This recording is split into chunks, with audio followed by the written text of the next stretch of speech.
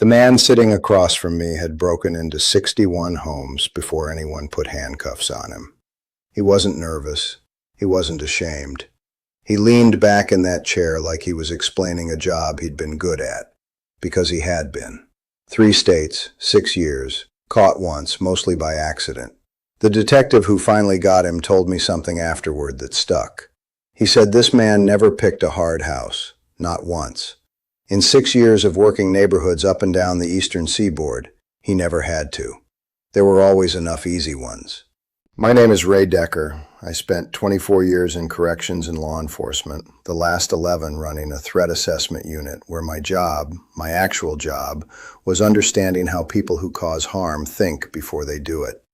I've sat across from a lot of men like him, burglars, car thieves, home invaders, men who made a living reading houses the way you read a menu. And what they told me, consistently, is that most homeowners are making the same mistakes. Not because they're careless, because nobody ever told them what the other side of the equation looks like. That's what today is. I went back through my notes from 23 separate interviews with convicted residential burglars conducted over the course of my career. I pulled the patterns, the things they mentioned unprompted, the details they kept coming back to without being asked. There are 17 of them. Number 9 is something almost every house on a normal street is doing wrong right now, and it costs nothing to fix. Number 4 is the one that came up in more interviews than any other single item.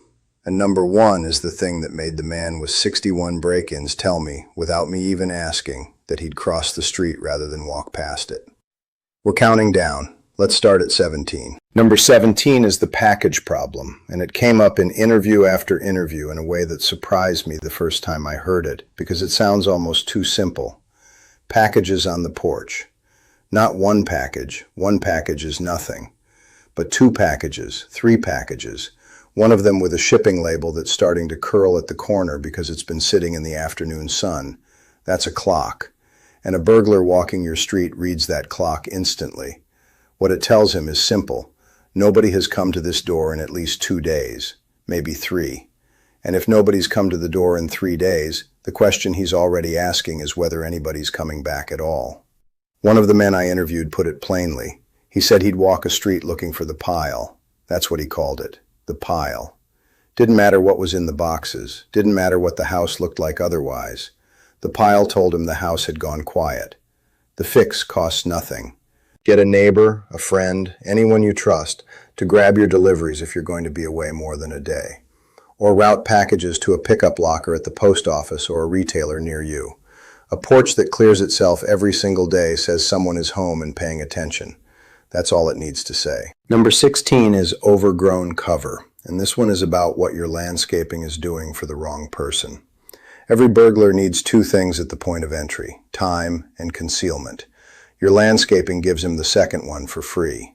A large, untrimmed shrub next to the front door. A hedge that's grown up past the windowsill. A row of arborvitae along the side of the house that screens the view from the street. Every one of those is a gift. It's a place to stand while he works on your lock or your window without being visible from the road or from a neighbor's yard. One man I spoke with told me he specifically walked neighborhoods looking for overgrown landscaping because it told him 2 things at once. The owners weren't paying close attention to the outside of their property, and there was somewhere private to stand. Trim everything that puts a standing space within 10 feet of any ground floor entry point. Windows, side doors, the gap between your garage and the fence line. You are not landscaping for curb appeal. You are landscaping to eliminate concealment, and those are 2 completely different objectives. Number 15 is the dark side of the house, and this one catches almost everyone off guard. Your front porch light is nearly useless as a deterrent. I know that sounds wrong. But think about what it actually lights. It lights the space everyone can already see, the walkway, the mailbox, the front door.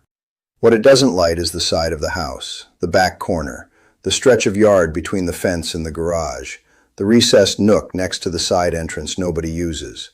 Those dark spaces are exactly where the entry work gets done. A porch light that's always on is scenery after the first 5 seconds. A burglar can stand right beside it and be completely invisible from the street. What he doesn't want is a light that reacts. A motion-activated fixture mounted at the corner of the house aimed into that dark strip alongside it, changes the entire calculation. Because a light that snaps on when he steps somewhere he shouldn't be feels, in his nervous system, exactly like getting caught. Solar motion lights run $15 to $25. No wiring. Screw them to the soffit or the fence post at the corners of the house where the light doesn't reach. You're not trying to illuminate the property like a parking structure. You're making sure the dark places stop being dark the moment someone enters them. Number 14 is about sound, and it's something almost nobody accounts for. When a burglar approaches a house he's considering, he's listening before he's doing anything else. He wants to know if anyone is inside. And the sound of an occupied home, a television running, a radio, footsteps, a conversation, anything that suggests human presence, is one of the most effective deterrents documented in the research. The University of North Carolina at Charlotte conducted a study that surveyed more than 400 convicted residential burglars. One of the top deterrents those men cited, ranking above security cameras, above alarm company signage, above dogs in some cases, was simply the belief that someone was inside. Sound creates that belief from the outside. A $25 outlet timer connected to a radio or a television set to run through the evening into the night costs almost nothing and takes 3 minutes to set up. From outside the house, it sounds like someone is watching the news. That's all it needs to sound like. The men I interviewed were nearly unanimous on this point. They'd approach a house, hear something through the door or the window, and move on. Not because they were certain someone was home, because the risk of being wrong was a cost they weren't willing to pay. Number 13 is the dog myth, and I'm going to give you the honest version because that's the only kind I know how to give. Almost every homeowner believes their dog is a meaningful security system, and the truth is more specific than that. A small dog is actually a more effective deterrent than a large one in most scenarios. And I know that sounds completely backwards, but here's what the interviews told me. A large dog, a shepherd, a Rottweiler, anything that reads as protection, sometimes signals to an experienced burglar that the owner is security conscious, which suggests there may be other countermeasures in place. He factors that into his decision and often moves on for that reason alone. But it's the totality of signals he's reading, not the dog specifically. A small dog that barks at everything, a terrier, a beagle, anything that sounds the alarm the moment it hears movement outside, is the one they mentioned wanting to avoid. Because a small dog that won't stop barking creates unpredictable noise. And unpredictable noise is what makes neighbors look out windows. It's not the dog that deters. It's the noise the dog generates and the attention that noise might draw from people who are not involved. If you don't have a dog and don't want one, a motion-activated doorbell device with a recorded bark set to trigger on approach handles a significant portion of what the real dog accomplishes. Number 12 is exposed valuables, and this one is about what your house is advertising without you realizing it. A flat-screen television visible through the front window from the street. A laptop sitting open on the kitchen table that's visible from the side yard. A gun safe that can be seen through the garage window when the light is on inside. Jewelry on a dresser visible from outside because the bedroom curtain doesn't fully close. Every one of those is a preview of what's inside, and a burglar doing reconnaissance on foot or by car is cataloging all of it. One man I interviewed described driving a neighborhood slowly in the evening hours, specifically because the interior lights were on, and the windows were uncovered, and he could see, from the road, what was worth coming back for. Close your blinds at night. It's not about being paranoid. It's about not running a free inventory display for anyone who drives past. Number 11 is the alarm system that announces itself. Security company yard signs and window stickers are genuinely useful in most cases. Most burglars, especially the opportunistic ones, will pass a house that's advertising a monitored alarm and go find one that isn't. But here's the version nobody tells you. The signs and stickers work on the front of the house, the visible face, the part pointed toward the street. What the men I interviewed mentioned was checking the sides and the back. They'd see the front signage, walk around, find a back door or a basement window with no sticker, no sensor contact, no indication it was part of the protected zone, and work from there. If you have an alarm system, cover every visible entry point with the signage and the sensor markers. A back door with no sticker on it is an advertisement that the back door might be the gap in your coverage. Treat the back and sides of the house with the same visible deterrent language you're using on the front. Number 10 is the social media problem, and this one is entirely self-inflicted. A post announcing your vacation before you leave. A check-in at an airport restaurant with the caption, "Finally, 2 weeks in the sun. Photos of a birthday dinner tagged at a restaurant 40 minutes from home on a Saturday night. Every one of those is a public notification that your house is currently unoccupied and for approximately how long. The men I interviewed who operated in the modern era were explicit about this. They monitored public profiles. Not in any sophisticated way, they just looked. A profile set to public, belonging to someone whose address they already had from a prior pass of the neighborhood, was a scheduling tool. It told them when to come and roughly how much time they had. Post your vacation photos when you get home. Check your privacy settings today, not after something happens. And think about who can see what you're broadcasting before you broadcast it. Number 9 is the habit that almost every household on a normal street is getting wrong right now, and fixing it costs nothing and takes 30 seconds. It's your daily routine, made visible. Lights that come on and go off at the exact same time every night because they're on a fixed schedule that never varies. A car that leaves at 7:15 every morning and returns at 6:10 every evening like clockwork. Trash cans that go out Tuesday night and come in Wednesday afternoon every week without fail. Mail that piles up from Friday to Monday because nobody checks it on the weekend. Each one of those patterns, observed over 2 or 3 passes of your street, tells a patient person exactly when your house is empty and for how long.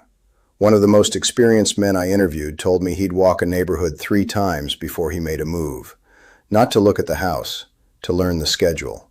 Vary your visible routines where you can. Use smart plugs on interior lights to randomize the on and off times by 15 or 20 minutes each day.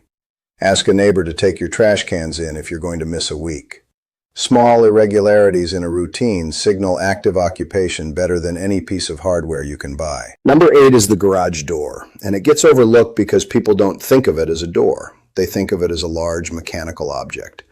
But a garage door is the biggest entry point on most residential properties, and it is frequently the least secured. An attached garage that connects to the interior of the house means the garage door is functionally a front door. And in many homes, it's a front door with a weaker lock than the actual front door. The emergency release cord that hangs from the garage door track can be triggered from outside through the top gap of the door with a simple wire coat hanger in under 30 seconds. It's a known and documented method. A zip tie through the hole in the release lever prevents it from being triggered this way without breaking anything in an actual emergency. Costs 15 cents. The door from the garage into the house should be treated as an exterior door. Solid core with a deadbolt, not the hollow interior door that most builders install. If someone gets into your garage, that door is the only thing between them and the inside of your home. Number 7 is the window lock that isn't a lock. Every standard single or double-hung window in a residential home comes from the factory with a latch. That latch was designed to keep the window closed against wind and air pressure. It was not designed to resist forced entry. A man who wants to open your latched window from outside can do it without tools in a matter of seconds. What the research on residential burglary shows is that windows are used as entry points far more often than most homeowners assume, second only to doors in frequency, and the latch provides almost no meaningful resistance. A key-operated window lock screwed into the sash costs $4 per window. A wooden dowel cut to fit the window track prevents the window from being pushed open, even if the latch is defeated. Do the windows nearest the door handles first, the ones a person could break, reach through, and unlock the door. Then the windows that aren't visible from the street. Those are the ones that get used.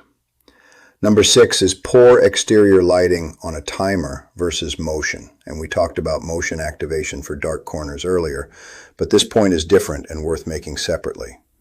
A home that has exterior lights but has them on a fixed timer is, in some ways, telling a careful observer exactly when nobody's looking. Lights that go on at dusk and off at 10 p.m. on a timer say that after 10 p.m., the lighting changes, and a change in lighting is a change in the risk profile. Motion-activated lighting doesn't give that information away because it doesn't follow a schedule. It reacts to presence. And a light that reacts is unpredictable, and unpredictability in a security context works in your favor. Replace any fixed exterior timer lights on the sides and back of the house with motion-activated alternatives. Keep whatever fixed lighting you have on the front for aesthetic purposes. But the functional deterrent lighting should react, not schedule. Number 5 is the door that looks solid, but isn't. And this one matters more than almost anything else on this list from a pure forced entry standpoint. Most residential doors in the United States that aren't specifically reinforced share the same weakness. It's not the lock. The lock is usually adequate. It's the door frame.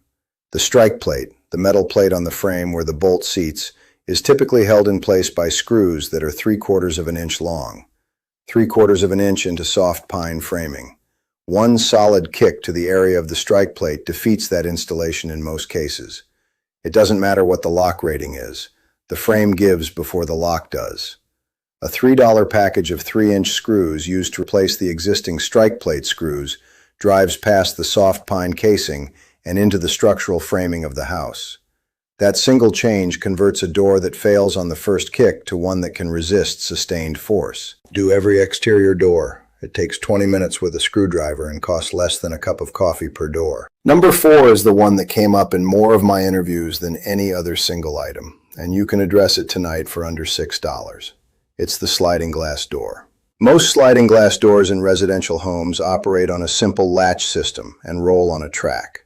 The latch can be defeated by lifting the door slightly off the track or by applying lateral pressure past the latch engagement point. Neither takes significant force or tools. A bar in the track, a wooden dowel, a cut length of closet rod, a commercial track lock that cost $5 prevents the door from being slid open even if the latch is fully defeated, because there is a physical object in the way. Every single man I spoke with who had used a sliding door as an entry point said the same thing. If there's something in the track, they move on. Not because they can't defeat it given enough time, because the time required to deal with it makes the noise and the exposure unacceptable. $5. Tonight. It's the highest return on investment of anything on this list. Number 3 is the neighbor relationship, and I know that sounds like the soft one on the list. It isn't. The single most powerful deterrent documented across the residential burglary research literature is active neighborhood attention. Not cameras, not alarms, the consistent presence of people who notice when something is different and would say something about it. A neighbor who knows your car, who knows what time you usually leave, who knows you're not expecting a service van on a Thursday. That neighbor is worth more to your security than $10,000 of hardware, because hardware observes and records. A neighbor intervenes in real time. One of the men I interviewed told me he could read a street for neighbor engagement in a single pass. He looked at whether people made eye contact, whether anyone glanced up from a yard or a porch when he walked by, whether there were visible signs of connection between houses. A street where nobody looks up is a street where nobody reports. Build one real relationship with one neighbor on each side. Tell them your schedule, trade numbers, ask them to call you if they see anything unfamiliar at your property. That conversation costs nothing and produces the kind of deterrent no product can replicate. Number 2 is what your front door is saying before anyone touches it. And this is about the combination of visible signals the entry point sends to someone reading it from the street. A door with a single knob lock and no visible deadbolt.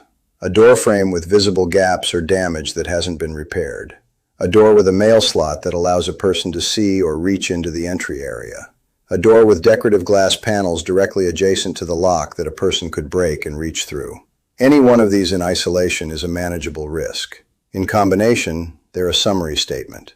They say this door was never meant to resist serious pressure. The fix isn't necessarily replacing the door. A secondary deadbolt. Strike plate reinforcement with 3-inch screws, which we already covered. A door barricade bar braced against the floor for nighttime use that cost $20. A mail slot cover with a cage behind it that prevents reach-through. Layered deterrents on a door that already looks lived in and attended to send a different message than any one of those elements alone. Number 1 is the thing the man with 61 break-ins mentioned without me prompting him.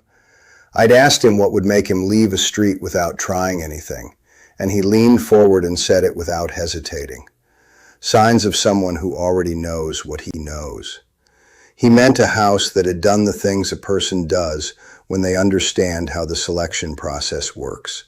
Gravel at the entries, thorns under the windows, motion lights at the corners, no concealment near the doors, no visible routine. A door that looks like it was built to be a door. He said a house like that isn't just hard. It's telling him that someone inside already thought this through. And a man whose entire profession depends on finding people who haven't thought it through will always, without exception, go find those people instead. You don't have to be impenetrable. You just have to be the house that already thought about it. That's the standard. That's what this whole list is building toward. I'm not going to tell you to do all 17 of these this weekend. Pick one. If you take a single thing from today, make it the 3-inch screws on your strike plates, because roughly a third of all residential break-ins in this country come through the front door, and that $4 fix closes that gap. Do it this week. Then come back and tell me in the comments which one you picked, because the item with the most comments is the one I go deeper on next. And if you know something that belongs on this list that I didn't cover, put it down there too. I read all of it. Next time I'm going through the 8 things that tell a burglar, from a single pass of your street, exactly how long your house has been sitting empty. And most of them have nothing to do with whether your lights are on. If you'd rather hear it from me than figure it out the hard way, subscribe before you go. I'm Ray Decker. Stay hard to hit.